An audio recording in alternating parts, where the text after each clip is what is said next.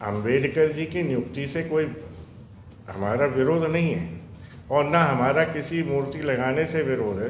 विरोध इस बात से है कि अंबेडकर जी की मूर्ति का जो दुरुपयोग किया जाता है लगाने के बाद, उससे विरोध है। और दुरुपयोग क्या होता है वो मैं आपको बताता हूँ। सर्वप्रथम तो ये होता है कि अंबेडकर माने एक तीर्थ के रूप में स्वीकार करते हैं जो अंबेडकर को फॉलो कर रहे हैं, और वो तीर्थ स्थान बनने के कारण मैं नहीं समझता कि मर्यादित स्थानों पर, कम से कम न्यायालय परिसरों में ऐसी स्थापनाओं को बिल्कुल रोक देना चाहिए। परम आदरणीय स्वामी जी, मंचासीन अतिथिगण, उपस्थित समस्त विद्वान लोग, मेरे बहन भाइयों, वरिष्ठ लोगों, प्रणाम करता हूँ। काफ़ी कुछ हमारे स्वामी जी ने बताया, उसके बाद हमारे वरिष्ठ अधिवक्ता जो साथी हैं उनने बताया। मूल प्रश्न जो आज का है, जहाँ तक जो आज प्रारंभ हुआ है मंच, उसके लिए मैं अपनी शुभकामनाएं प्रेषित करता हूँ और आगे भविष्य में कोशिश करूँगा कि ऐसे आयोजन हम अपने नगर में भी कराएं और इसको भव्य रूप से कराएं। जहाँ तक जो आज का विषय है मूल, उस विषय पे स्वामी जी ने भी काफ़ी प्रकाश डाला है, और जहाँ तक है मेरे बड़े भाई सुप्रीम कोर्ट के सीनियर एडवोकेट, उनने भी प्रकाश डाला है। विवाद की स्थिति यह नहीं है कि अंबेडकर का कोई हमसे विरोधाभास है। विरोधाभास तो उस तथ्य का है कि अंबेडकर जी के नाम पे जो भयग्रस्त लोगों को किया जाता है, जो विरोध किया जाता है सनातन का, उसका भी विरोध है।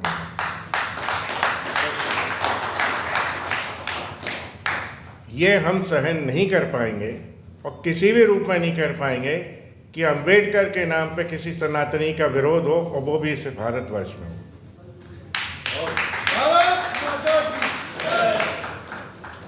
और मैं नहीं समझता, मुझे तो इतना ज्ञान भी नहीं था कि मैं इस लायक हो जाऊंगा कि इस मंच पर स्वामी जी के समक्ष और आप लोगों के समक्ष उपस्थित होके कभी इस विषय पर संभाषण कर पाऊंगा। मालूम नहीं, ऐसा लगता है, प्रतीत होता है कि मेरे आलोचकों ने ही मुझे इस लायक बना दिया कि मैं आज यहाँ पे आके भाषण दे रहा हूँ। और ये भी सही है, बहुत सारे विद्वानों ने कहा है और बहुत सारे आर्टिकल्स में भी लिखा गया है कि जब तक आलोचना नहीं होती तब तक समालोचना भी नहीं होती और न प्रगति होती है। तो यही हमारी प्रगति का मार्ग है, और इसी प्रगति के मार्ग से होते हुए मैं स्वामी जी का धन्यवाद अदा करूँगा कि उनने श्री BR राव साहब का जो स्थापना की प्रेरणा हमें दी है, हम उसको सतत आगे प्रयास करेंगे। बल्कि मैं यह भी कोशिश करूँगा, और इस सभा के माध्यम से और भविष्य में होने वाले अग्रिम कार्यक्रम और सभाओं के सेमिनारों के माध्यम से भारत सरकार को भी इस ज्ञान में लाना आवश्यक है कि BN राव से संबंधित पूरा जितना उनका अध्ययन है आज तक, उनने जो जो इस संविधान निर्माण के लिए और भारत की स्वतंत्रता आंदोलन में जो सहयोग किया, उसका प्रारंभिक पाठ्यक्रम जो होते हैं उनमें एक विषय रखा जाए, एक अध्याय रखा जाए, और हर एक स्टूडेंट जो विद्यार्थी है उसको ये ज्ञान में होना चाहिए कि एक BR राव व्यक्ति थे जो बहुत महान थे, उनके द्वारा इस संविधान का निर्माण एक्चुअल में किया गया था। ड्राफ्ट उनका तैयार किया गया। जब जैसा स्वामी जी ने बताया कि तब 240 आर्टिकल लिख लिए गए थे, उसके पश्चात 45, उसके पश्चात अंबेडकर जी की नियुक्ति हुई। अंबेडकर जी की नियुक्ति से कोई हमारा विरोध नहीं है और ना हमारा किसी मूर्ति लगाने से विरोध है। विरोध इस बात से है कि अंबेडकर जी की मूर्ति का जो दुरुपयोग किया जाता है लगाने के बाद, उससे विरोध है। और दुरुपयोग क्या होता है वो मैं आपको बताता हूँ। सर्वप्रथम तो ये होता है कि अंबेडकर माने एक तीर्थ के रूप में स्वीकार करते हैं, जो अम्बेडकर को फॉलो कर रहे हैं। और वो तीर्थ स्थान बनने के कारण मैं नहीं समझता कि मर्यादित स्थानों पर, कम से कम न्यायालय परिसरों में ऐसी स्थापनाओं को बिल्कुल रोक देना चाहिए। अन्यथा न्यायालयों की जो गरिमा है वो सिर्फ तीर्थ स्थानों के का महत्व रह जाएगा, इसके अलावा कुछ नहीं बचेगा। हुआ यूँ किस्सा कि हमारे यहाँ एक जबरदस्ती मनमाफिक रूप से, बिना किसी आदेश के, बिना किसी सिस्टम के, बिना ड्यू प्रोसीजर ऑफ लॉ, बिना किसी प्रक्रिया को अपनाए, एक विशेष जाति विशेष के जो मुख्य न्यायाधीश थे, उनने एक आर्बिट्रेरी मैनर में एक आदेश पारित किया कि क्यों ना, और उसके लिए बड़ा एक प्रोजेक्टेड स्कीम तैयार की। 10-15 जो लोग थे उनसे एक एप्लीकेशन ली कि साहब हम लोग इस बात पर सहमत हैं कि जिला न्यायालय, उच्च न्यायालय, सभी न्यायालयों में एक अम्बेडकर जी की प्रतिमा लगाई जाए, क्योंकि वो संविधान के निर्माता हैं। जब इस बात का ज्ञान हुआ कि उनने एक आर्बिट्रेरी मैनर में आदेश पारित कर दिया, without referring the case before the building committee और बिफोर अनदर ऑनरेबल जजेस, then we started raising our voice and stopped the entire work.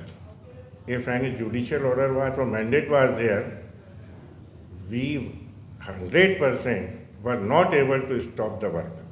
Virtually there was no order passed by any of the judicial mandate. It was the order only issued by the then Honorable Chief Justice. उस आदेश के विरोध के बाद मेरा विरोध इतना start हो गया कि हमारे मंदिर तोड़े जाने लगे, मूर्तियां फेंके जाने लगी, गालियां दी जाने लगी, सनातन को दी जाने लगी। और रोज़ ही आप देख रहे होंगे सोशल मीडिया पे कि हर व्यक्ति विशेष को, पर्टिकुलरली ब्राह्मण, टारगेट किया जाता है, सभी को गालियाँ दी। उन गालियों को हम सहन करते हैं। अगर हम 22 वर्ष तक कुछ भी कमेंट कर दें तो ऑफेंस रजिस्टर्ड हो जाता है। अभी presently day before yesterday some offence was registered against this fellow, he is sitting here. Only इसने कोई पोस्ट को फॉरवर्ड करके उस पर लिखा कि इस तरह की अभद्र भाषा का प्रयोग करके कोई पोस्ट न डालें, then only the case has already been registered against him. हम लोग बड़ी सभ्यता से पेश आते हैं, सहिष्णुता से पेश आते हैं, लेकिन इतना भयग्रस्त वातावरण कर दिया जाता है कि भीम सेना आएगी, ऐसा लगता है कि एक टेररिस्ट की सेना आ रही हो पाकिस्तान से, ऐसा लगता है हमें। तो हम यही कहना चाहते हैं कि अंबेडकर जी के नाम पे इस देश को और सनातनियों को पर्टिकुलरली आप टारगेट न करें किसी भी रूप में। और मैं पुनः इस मंच के माध्यम से कहना चाहूँगा कि जो 1990 में भारत रत्न अंबेडकर जी को दिया गया, उसी प्रकार से भारत रत्न के लिए इस सभा के माध्यम से एक पत्र प्रेषित किया जाए कि स्वर्गीय श्री बी.आर. राव साहब को भारत रत्न की उपाधि से नवाजा जाए। वही इसके काबिल थे, अन्यथा नो अदर वाज देयर। मैं बाकी और बहुत सारे वक्ता हैं, बाकी उनको मौका देना चाहता हूँ। धन्यवाद, आप सबने मुझे बुलाया। प्रणाम।